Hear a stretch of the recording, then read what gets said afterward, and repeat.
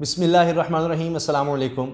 मेरी ये भी कोशिश होती है कि मैं आपसे वो ख़बरें भी शेयर करूं जो हमें बहुत ज़्यादा डिस्कस होती हुई नज़र नहीं आती और जो कि पाकिस्तान के लिए बहुत अहम और मुस्तक़बिल के हवाले से बहुत बड़ी ख़बरें हैं। पाकिस्तान में एक यूँ समझिए कि मईशत के लिए, पाकिस्तान के दिन फेरने के लिए ये ख़बरें बहुत बड़ी हैं।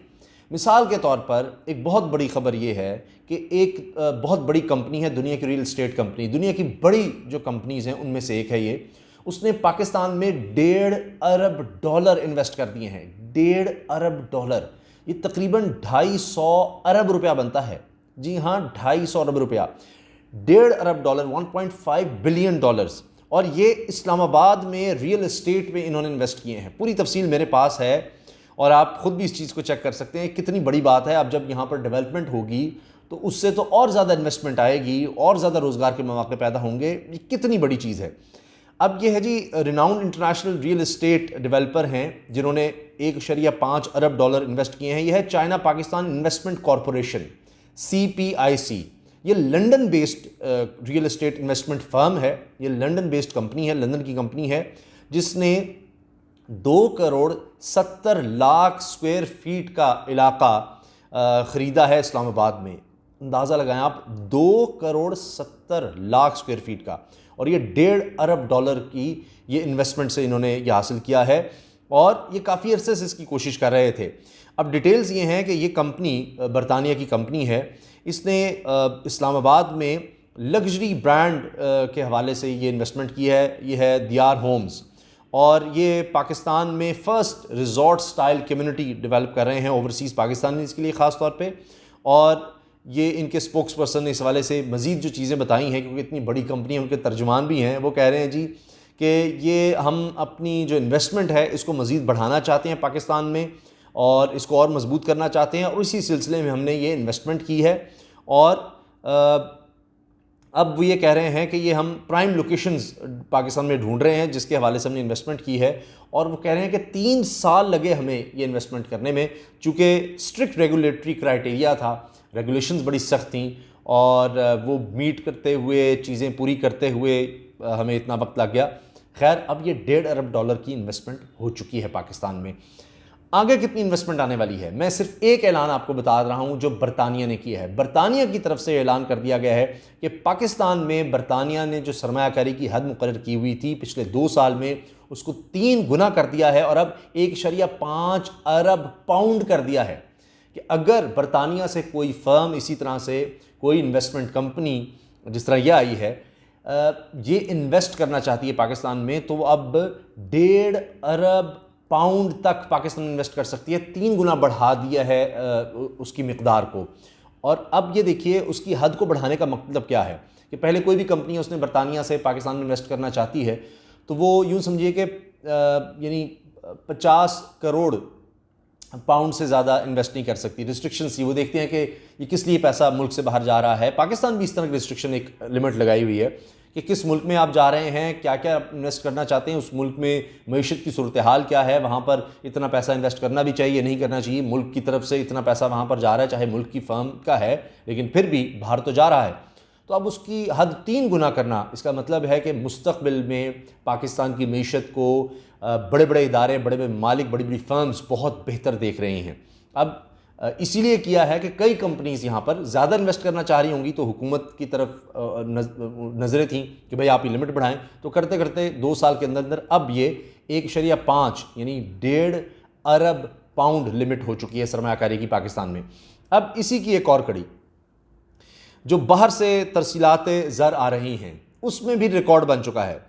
रिकॉर्ड पर रिकॉर्ड बन रहे हैं। अब एक और बड़ा रिकॉर्ड ये है कि मुसलसल 3 महीने हो गए हैं कि जब $2 अरब से ज़्यादा पाकिस्तान में पाकिस्तानी ओवरसीज़ पाकिस्तानीज़ बाहर से पैसा भेज रहे हैं। अगस्त के महीने में तरसीलात ज़र रही, रेमिटेंसेज रही हैं $2 अरब से ज़्यादा, और ये अब तीसरा महीना है कि मुसलसल $2 अरब से ज़्यादा तरसीलात ज़र आ रही हैं, रेमिटेंसेज आ रही हैं। पहले कभी ऐसा नहीं हुआ। और अब $2.095 अरब आए हैं पाकिस्तान में। ये 24.4% ज़्यादा है पिछले साल की निस्बत, अगर अगस्त के महीने को हम देखें। और पिछले 3 महीने की अगर बात करें कुल, तो ये पाकिस्तान की तारीख में कभी नहीं हुआ कि 3 महीनों में 7.3 अरब डॉलर पाकिस्तान आए हों तरसीलात ज़र में, रेमिटेंसेस की शक्ल में 7.3 अरब डॉलर सिर्फ 3 महीनों में, और ये 37.2% ज़्यादा है पिछले साल की निस्बत। पिछले साल इन 3 महीनों का अगर मुवाजना किया जाए तो 37.2% ज़्यादा पैसे आए हैं, यानी 7.3 अरब डॉलर पाकिस्तान आए हैं। और जो 3 बड़े ममालिक हैं जहाँ से आए हैं सबसे ज़्यादा पैसे रेमिटेंसेस, उनमें अगस्त की बात हो रही है, सिर्फ अगस्त की 1 महीने की। सऊदी अरब से आए हैं जी #593 अरब डॉलर, UAE से आए हैं #410 अरब डॉलर, और बरतानिया से आए हैं #302 अरब डॉलर। अब ये देखिए, ये एक और बहुत बड़ी पाकिस्तान के लिए ख़बर है, बहुत बड़ी मैं समझता हूँ और बड़ी खुशखबरी है। अच्छा, एशियन डेवलपमेंट बैंक क्या कह रहा है पाकिस्तान के हवाले से, ये बहुत अहम है। ये बैंक पाकिस्तान को कर्ज़े भी देता है, पाकिस्तान में इन्वेस्टमेंट भी करता है, और पूरी दुनिया इसको देखेगी। एशियन डेवलपमेंट बैंक एशिया के लिहाज से सबसे अहम बैंक है।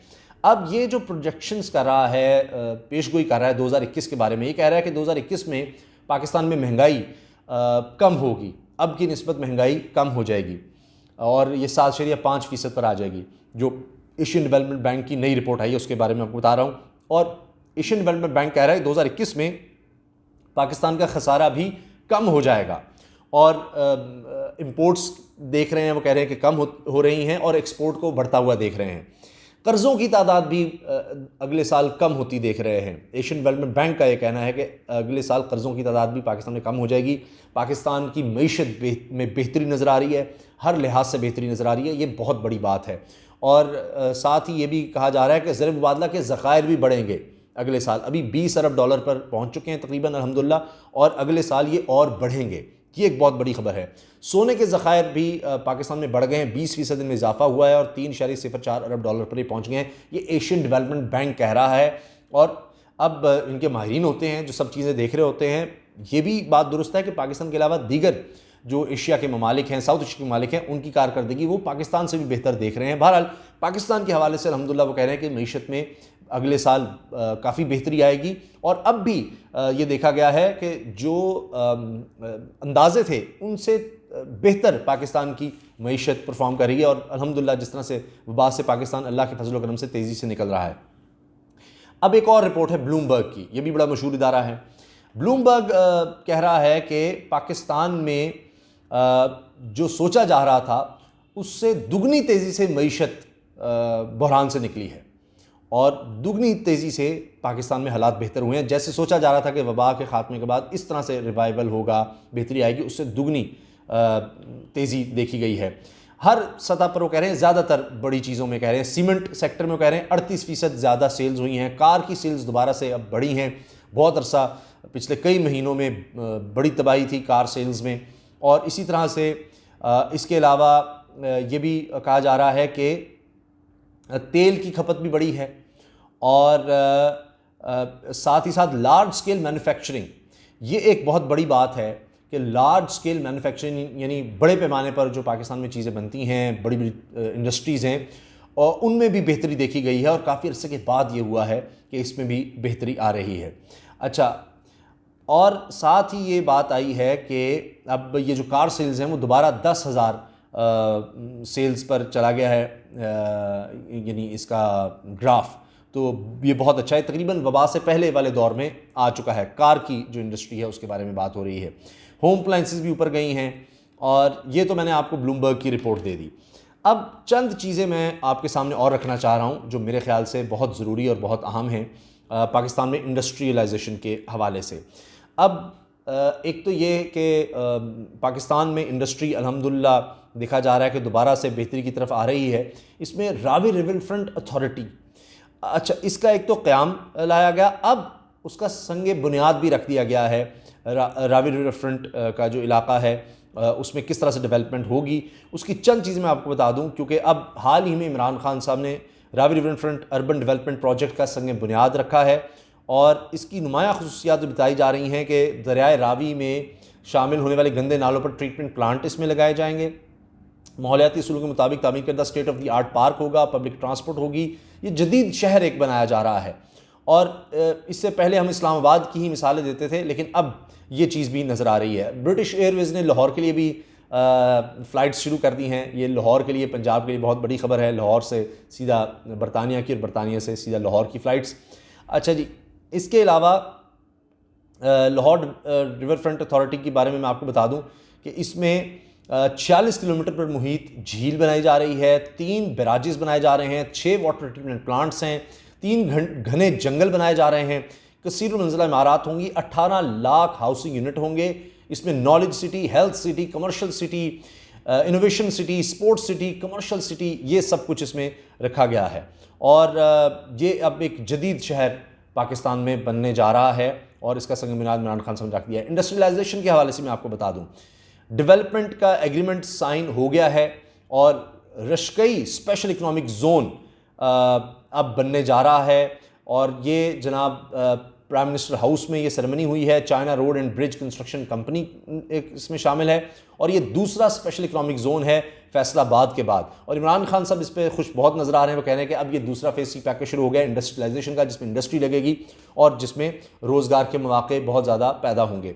अच्छा जी, आखिर में मैं अर्ज़ कर दूँ कि एक और खुशखबरी ये आ गई है, फवाद चौधरी साहब ने इस बारे में बताया है, वज़ीर साइंस टेक्नोलॉजी ने, कि जी 1.5 साल में पाकिस्तान सोलर पैनल ख़ुद बनाने शुरू हो जाएगा। तो पाकिस्तान में सोलर पैनल्स बनेंगे और इसका फ़ायदा ये होगा कि ये जो इंपोर्ट किया जा रहा है उससे बहुत सस्ता पड़ेगा पाकिस्तान में, और साथ ही साथ यानी इंडस्ट्री भी पाकिस्तान में ग्रो करेगी। पाकिस्तान में बहुत ज़्यादा डिमांड है सोलर पैनल, अगर सस्ते बने तो वो जब पाकिस्तान में बनेंगे तो काफ़ी सस्ते होंगे जो हम बाहर से मंगवा रहे हैं।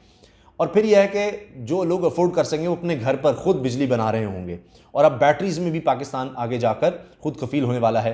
तो और आखिर में बलूचिस्तान के हवाले से कहा जाता है पसमानदा इलाकों को आगे लाना है, तो जैतून की काश्त पूरे पाकिस्तान में जिस तरह बढ़ाई जा रही है, तो इस साल 4 लाख पौधे सिर्फ बलूचिस्तान में लगाए जाएंगे। अब ये ख़ास तौर पर ज़राअत के हवाले से बहुत बड़ी खबर इसलिए है कि पानी का इस्तेमाल इसमें ज़्यादा नहीं चाहिए। जो मुश्किल इलाके होते हैं, यानी जहाँ की ज़मीन उस तरह से बाकी फसलों की काश्त के लिए मौजूद नहीं नज़र आती, पानी की भी कमी होती है, तो वहाँ पर इसकी काश्त की जाएगी और वो कामयाब हो रहे हैं, इसकी काश्त कामयाब हो रही है। तो लिहाजा इसीलिए अब इसको बढ़ाया जा रहा है। और जैतून वैसे भी बड़ा ज़बरदस्त पौधा है, बहुत ही आला चीज़ है, ख़ुराक के लिए भी इससे ऑयल भी निकाला जाता है और कुरान करीम में इसका ज़िक्र है। सरकार दो आलम सल्लल्लाहु अलैहि वसल्लम को ये बहुत पसंद था। तो लिहाजा ये एक बहुत बड़ी चीज़ है कि पाकिस्तान में ये डेवलपमेंट्स हो रही हैं, जो कि चूँकि मीडिया में उतनी ज़्यादा नज़र नहीं आती, डिस्कशन नहीं होती, तो मैं कोशिश करता हूँ कि ये चीज़ें ज़रूर आपके सामने लेकर आऊँ। मुझे आपके कमेंट्स का इंतज़ार रहेगा और आपसे गुजारिश है कि उसामा गाज़ी यूट्यूब चैनल आपके ताबन से चल रहा है, सब लोगों से कहें कि इसको ज़रूर सब्सक्राइब करें, बेल आइकन पर क्लिक भी कर दें ताकि हर वीडियो के बारे में आपको पता चल सके। और अगर वीडियो अच्छी लगे तो लाइक भी कर दें और मेरी रहनुमाई करते रहा करें अपने कमेंट्स के ज़रिए। मैं देखता हूँ कि आप लोगों की क्या राय है मुख्तलिफ वीडियोज़ के बारे में, चीज़ों के बारे में, तो मैं उससे रहनुमाई लेता रहता हूँ। इजाज़त दीजिए, अल्लाह हाफ़िज़। पाकिस्तान ज़िंदाबाद।